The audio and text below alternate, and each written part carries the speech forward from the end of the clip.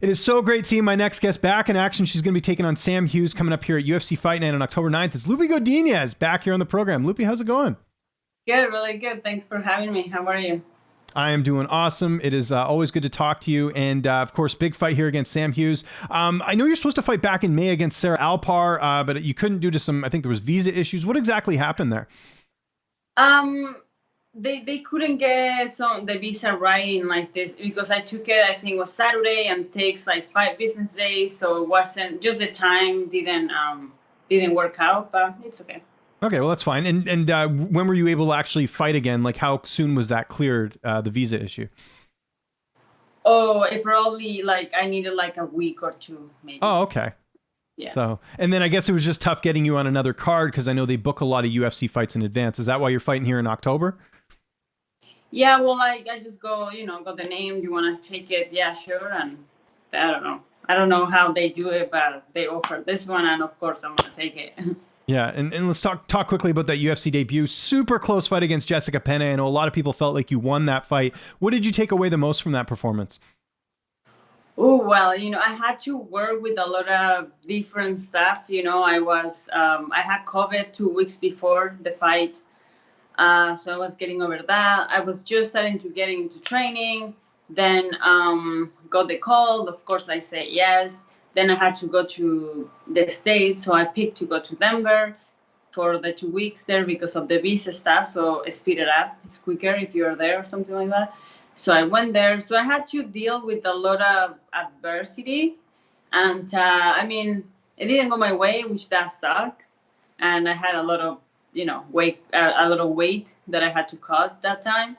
But I was proud that I got to work with all this adversity and trying to make everything work out. And it worked out at the end, didn't go my way, but it's okay. I want to get this one. And I know you didn't obviously win the fight, but what was the feedback like, not only from the Mexican fans, but the Canadian fans as well? I know you have a lot of support, when it comes to fight fans. What was that like after the fight? Just people giving you props for the performance? Yeah, almost everyone that I talked to thought I won. Of course, there is the people really close to me that they know me, how I fight and how I do things, that it wasn't me. If you know me, you can tell that wasn't me out there. I just wasn't 100% at all. But yeah, it's what it is. Yeah, you got some experience out of it. And you talked about getting COVID there. How bad were the symptoms for you? Because it affects everyone differently. Like you said, you were feeling some of the effects in the fight, but how long did it take you to get back to 100%? Because I've heard some fighters say it's taken them months to get their lungs back. Yeah, it wasn't super, I didn't have it wasn't super bad. It was just tired. I had back pain. I couldn't smell. Feeling super down and stuff like that. But I tried to keep moving the whole time, so I wasn't just in bed the whole time. So maybe that helped a bit. I don't know. And then as soon as I was clear, after 2 weeks, I started going for jogs, slowly, doing it slowly, and maybe a month, I was back to not in super shape, but back to okay, I can start picking it up more. I know Sam obviously had a pretty tough UFC debut. What did you take away the most from her performance? Because again, you guys have fought. What have you seen in terms of her growth since the last time you guys fought? Well, she has her hands improve a lot. Her footwork is a lot better. Yeah, she's always grinding, right? Really grinding. Yeah, that's about it. Okay. I'm not really focusing on her. It's just focusing on me and showing up and just putting the best version of myself for the fight. But I'm not concerned of what she's doing or whatever. It's just about me being better in every area so I can just be in a whole different level. And in terms of preparation, does it make it easier because you've already fought her? Does that, I know we're probably going to see a different fighter in the cage, but does that at least, help you out a little bit because you're familiar with her? Not really. Every fight, even though if it's the same person, it's a new fight. It's been years since we fought, and I'm hoping and I'm assuming she's gonna come out better than ever. So, and a different version of herself. So I'm excited. I'm really excited for that. And you were telling me for training camp, I know you're about to head over to Victoria to train with Sarah Kaufman. How have you structured this camp? Like, where are you training for this camp? Well, I was for a couple of weeks in Mexico training with Team Grasso, and that was great. You know, a lot of boxing, a lot of, you know, it was amazing. And then here I was working with Viviano Fernandez, with Eso Polani, with Colin, Ken, Nabil, my teammates, you know, and now I'm going to Victoria to work with Sarah Kaufman, which I'm super excited. Yeah, that's great. How long are you going to be out in Victoria in training? Just for a couple of days. That's good. Did you book your ferry ticket already? Because I almost had that issue where I went to the island a couple weeks ago, and you know, luckily I got my ticket on time because they're filling up quickly. Everyone's traveling to the island. Yeah, I don't know. My boyfriend is doing. So it falls on him if you miss the ferry or whatever. So there you go. And what about the weight cut? I mean, plenty of notice for this fight, so I imagine that's going well ahead of the matchup. Oh man, I mean, yeah, that's amazing. I feel so good, so strong. I'm still eating lots. My weight is on point.